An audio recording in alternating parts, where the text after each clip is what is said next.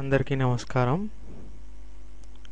సాధారణంగా తెలుగుని ఒక ఇమేజ్ మీద ఎలా రాయాలి, అలా రాసిన ఇమేజ్ని మన మిత్రులతో కానీ మన బంధువులతో కానీ ఎలా షేర్ చేసుకోవాలో నేను ఈ వీడియోలో చూపిస్తాను. ముందుగా అసలు మనం ఏదైతే ఇమేజ్ మీద రాయాలనుకుంటున్నామో ముందు ఆ ఇమేజ్ని సెలెక్ట్ చేసుకుందాం. నా డెస్క్టాప్ మీద ఉన్న ఈ ఇమేజ్ని నేను సెలెక్ట్ చేసుకోబోతున్నాను. ఇక్కడ నేను తెలుగుకి సంబంధించి లేకపోతే ఇంగ్లీష్ అయినా కానీ మన ఈ ఇమేజ్ మీద మ్యాటర్ ఎలా రావాలి అని ఇప్పుడు నేను మీకు చెప్తాను. సో ముందుగా ఇది చేయడానికి మనం ఏం చేయాలంటే మన కంప్యూటర్లో మైక్రోసాఫ్ట్ పవర్ పాయింట్ అనేది వెతుక్కోవాలి. సో ఇప్పుడు ఇలా పవర్ పాయింట్ వచ్చిన తర్వాత ఇన్సర్ట్ అనే ఈ ట్యాబ్లోకి వెళ్ళి ఫోటో ఆల్బమ్ అంటే మనం ఒక ఫోటోని ఇన్సర్ట్ చేసుకోవాలి కాబట్టి ఫైల్ డెస్క్టాప్, ఇది డెస్క్టాప్లో ఉంది కాబట్టి డెస్క్టాప్ మీదకి వెళ్ళి డెస్క్టాప్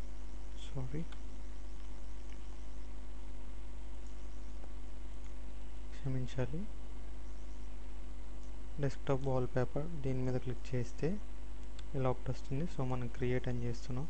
సో ఇప్పుడు ఇక్కడ మనకి మొదటి ఇమేజ్, రెండవ ఇమేజ్ వచ్చింది. ఈ ఇమేజ్ మీద మనం ఏదైతే తెలుగు కానీ ఏదైతే రాయాలనుకుంటున్నామో అది ఇక్కడ రాసుకోవాలి. కాబట్టి ఈ ఫోటో ఆల్బమ్ అన్న ఉన్న దాని మీద ముందు క్లిక్ చేసుకొని ఈ ఫోటో ఆల్బమ్ని ఇక్కడ ఎడిట్ చేసుకొని ఇక్కడ ఏదైతే తెలుగు రాయాలనుకుంటున్నామో, సపోజ్ నేను దేశ భాష నందు తెలుగు లెస్స అని రాస్తాను. దేశ భాష లందు తెలుగు లెస్స. సో ఇప్పుడు నేను ఇది రాసింది ఇమేజ్ మీదకి ఎలా ఇన్సర్ట్ చేయాలి. ముందుగా ఈ మనం రాసింది ఇలా ఏదైతే కంట్రోల్ ఏ పట్టుకొని దాన్ని సెలెక్ట్ చేసుకొని దెన్ కాపీ చేసుకొని సో ఇప్పుడు ఈ ఇమేజ్ మీదకి వెళ్ళి ఈ ఇమేజ్ని చక్కగా అడ్జస్ట్ చేసుకొని ఇక్కడ టెక్స్ట్ బాక్స్ ఉంది కదా, ఈ టెక్స్ట్ బాక్స్ని డ్రాగ్ అండ్ డ్రాప్ చేయడం ద్వారా ఇక్కడ టెక్స్ట్ బాక్స్ చేసుకున్నప్పుడు సాధారణంగా కొంత ఇబ్బంది అనేది వస్తుంది. మనం దీన్ని జాగ్రత్తగా చేసుకోవాలి అని నేను ఇప్పుడు వరకు చేసిన దానిలో అర్థమైంది. కొంత సమయం తీసుకునే ఛాన్స్ ఉంది. ఇప్పుడు చూద్దాం. టెక్స్ట్ బాక్స్ కాబట్టి click and drag to insert A text box అని వస్తుంది. ఇప్పుడు వచ్చింది. సో ఇప్పుడు ఇలా వచ్చిన దాన్ని దీన్ని ఇలా డ్రాగ్ చేసుకొని ఇక్కడ ఏదైతే నేను రాయాలనుకున్నానో దాన్ని ఇందులో పేస్ట్ చేశాను. సో దేశ భాషలందు తెలుగు లెస్స అని వచ్చింది.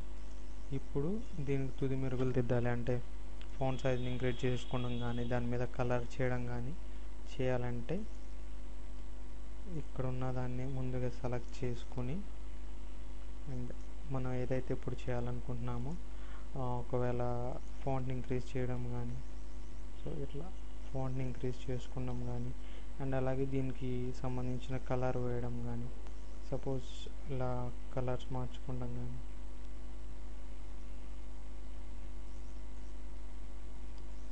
సో ఇలా బ్లాక్ కలర్ వేసుకుంటే ఇప్పుడు ఇది ఒక లైన్లోకి రావాలనుకుంటే దీనికి అడ్జస్ట్మెంట్స్ చేసుకుంటాం.